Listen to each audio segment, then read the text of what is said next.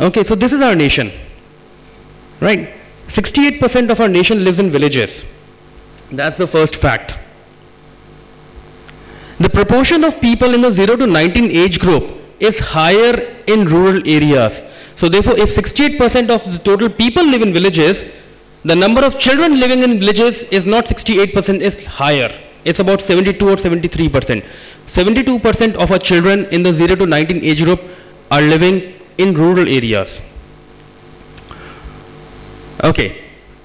97% of these kids go to school thanks to the various initiatives taken by the government, the Sarva Shiksha Abhiyan, universal enrollment, universal literacy. Most of these kids do enroll for schools. Almost all of the kids do enroll for schools. So that's the third fact. So we have a large number of people living in villages, disproportionately higher number of kids living in villages, and all these kids go to school. 31% of the kids, now I'm talking about rural, 31% of the kids go to private schools, and as a corollary, 69% of them go to government schools.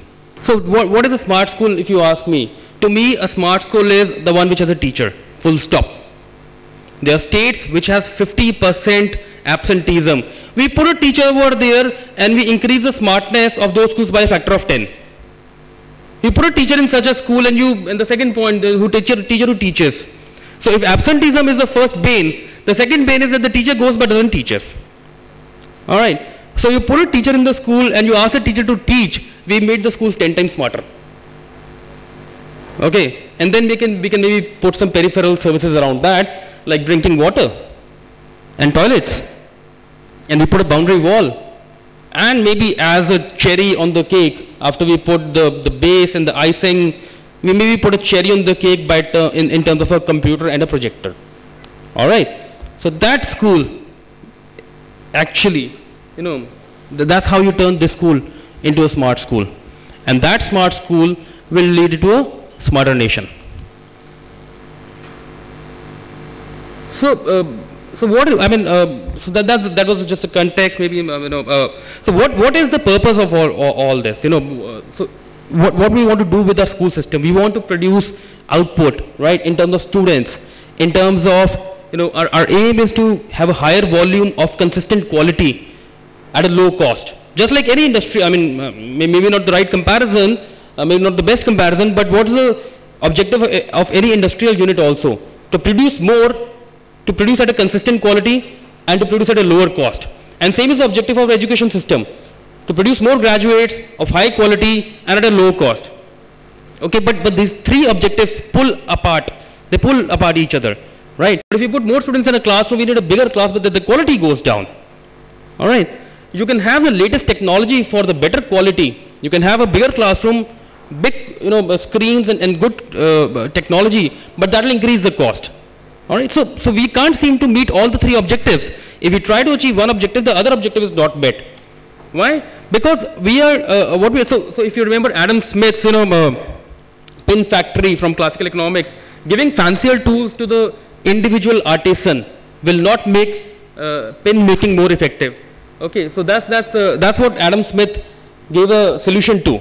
That if you keep on giving smarter and smarter tools to the same artisan, it will not have the effect. So if you want to achieve the three objectives of more output, consistent quality and low cost, you have to innovate. And what is the innovation suggested by Adam Smith, which is the basis of all production now? Division of labors, specialization and economies of scale. So the point I'm trying to make is that giving fancier tools will not have the desired effect. We have to think a little differently to make the school smarter and to make the nation smarter.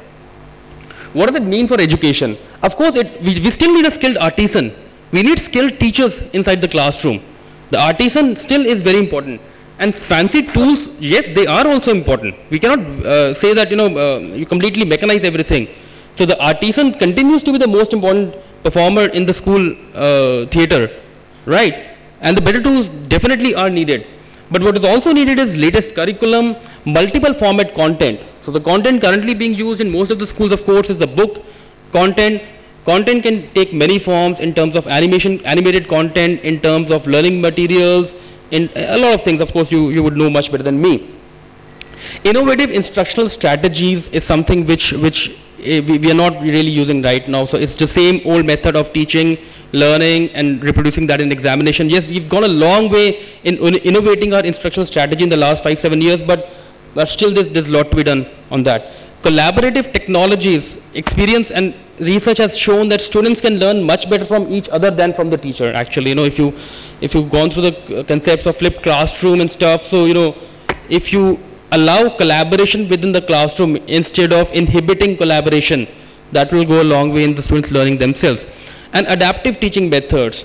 A classroom full of 40 students, at least there will be 10 students who will be different, just like chalk and cheese from the other group of 10 students. So how do you teach this disparate set of 40 people? All right. A 3-tiered university system is what is needed. Foundation institutes which build the foundation skills in students, followed by career-focused institutes which are engineering, vocational education, which is currently the focus of a lot of institutes, and research-focused institutions. So this is, if you segregate higher education into these 3, it will be much more effective strategy than having one-size-fits-all. Okay, the metamorphosis will take regulatory overhaul, will maybe take a differentiated university system, learner center paradigm. We can have the long list of what will enable this metamorphosis. But being from a technology company, I can safely say that one thing that will be common, or regulatory overhaul, will it do the magic or not? I don't know. Okay, differentiated university system, maybe, but technology, you bet. It definitely will enable this metamorphosis. What will happen without technology? If we have to do 150 million graduates and 400 million school kids by the year 2020, 2030, by the year 2030, okay, and if we try to do that without technology, what in physical infrastructure terms, if we try to do it, what would be required? If India were to create this additional capacity through increase in brick and mortar institutions alone, without technology, it would have to build 6 universities, 270 colleges every month for the next 20 years. So you see the enormity of the problem? We are a large nation. By 2030, we will be the largest nation in terms of population. We better start building right now if we are saying that we'll do it without technology. We have to do 6 universities and 270 colleges every month for the next 20 years. Is it impossible? Yes, it is impossible. So if you see this neat diagram, it is an impossible diagram. You can't arrange cubes like that.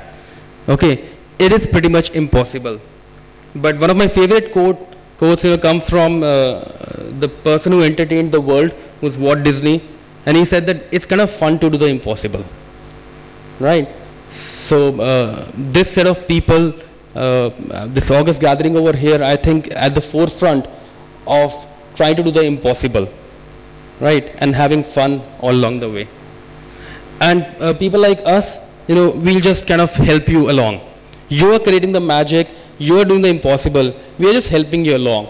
Technology companies like us, enablers like us, okay, will respond to your requests, will respond to your requirements, and try to pitch in wherever we can. Right, so from a Rico's perspective, so we are an end-to-end solutions provided by a technology company. You might have known us for photocopiers and digital duplicators and cyclostyle machines, right? Just Tetner printers, if you might have used in your schools. So we've come a long way since then. We are a Fortune 500 company now. We are a Japanese company, and we have solutions for all your needs, right from your classrooms to your admin center to your institution building to your auditorium. We have audiovisual solutions. To library and examination center, we can cater to your entire 3 sets of needs. One is documentation and printing needs. Second is IT services need. And third, what we call visual communications needs. By visual communications, I mean projection needs. Okay, audio visual collaboration needs. So so that's what we do. All right, so that's it from me. That's our